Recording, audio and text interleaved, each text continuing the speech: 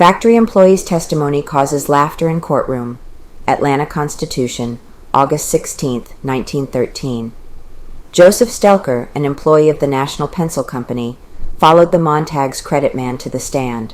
Stelker was questioned closely about conditions at the factory, and while he was on the stand, both sides again took up the much-discussed question of whether or not Frank had a raincoat with him on the day of the murder. Stelker, in his testimony, made the spectators laugh when he told of how Jim Conley had swindled him out of half a can of beer. He also remarked that he thought Jim was a better negro for having served in the city chaingang. "Where were you on the day the little girl was killed?" asked Mr. Arnold on direct examination. "I was at home." "Did you see the spots said to be blood and also the white stuff partly covering them?" "Yes." "Were the floors ever scrubbed in the factory?" "No." "Did the spots look fresh or old?" "They looked like they were about 3 days old." "Was there grass or dirt on the floor?" "Yes, both." "Could anyone by shaking a bottle of varnish near there have got the spots on the floor?" "Yes." "Did you try spilling some of the red varnish or clear stain on the floor?" "Yes."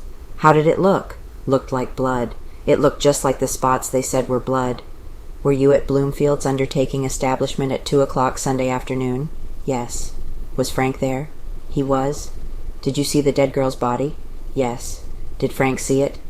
"I don't know." "How long have you known Frank?" "About 5 years." "Do you know his character?" "Yes." "Is it good or bad?" "It is good." "Do you know Jim Conley?" "Yes, I've known him ever since he began work at the factory." "Do you know his general character?" "Yes." "Would not believe Conley." "From it would you believe him on oath?" "I would not." Mr. Dorsey took up the cross-examination. "What did you say your name was?" asked the solicitor. "Joseph Stelker." "What do you get paid a week?" "My wages are $30 a week." "How long have you been getting that much?" "For a year and a half." "Are you a member of Frank's society?" "I am not." "Are you any kin to him or to his wife?"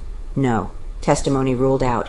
On cross-examination, the solicitor got the witness to say that he had never discussed Conley's character with anyone, and then, by apply to the judge, he had all of Stelker's testimony against the Negro ruled out of court. Judge Roan held that if the witness had ever heard anything against the Negro, that he could tell it. "Well, have you ever heard anything against Conley?" asked Mr. Dorsey. "No, not until about 3 weeks ago." "Well, you never heard a word of evil against Jim Conley then, until Leo Frank was indicted for murder?" "No, but I know something against Jim Conley," the witness replied. "What was that?" "He had served in the chaingang." "Well, Frank took him back to work after he had served in the chaingang, and he only served on the city squad on a police case?" "Yes, Mr. Frank took him back.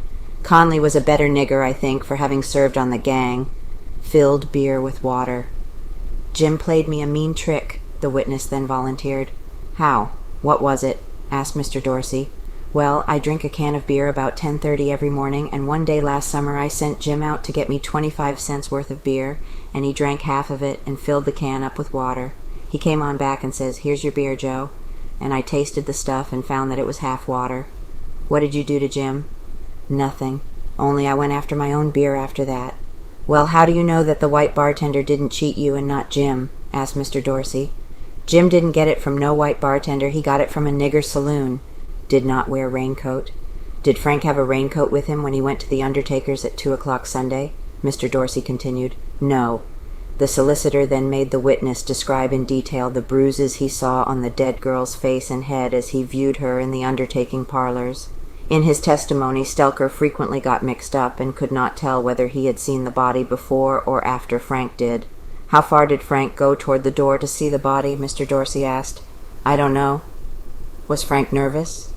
"He was nervous," replied Felker. "You don't know whether or not he ever went in to see the body, do you?" "I do not." "Did the sight make you nervous and sick?" "It did." "But you said, I believe, that after Frank saw the body there was no change in his expression?" "There was none that I saw." "Will you swear to the jury that the spots you saw in the factory were not blood?" "No." Stelker was then excused.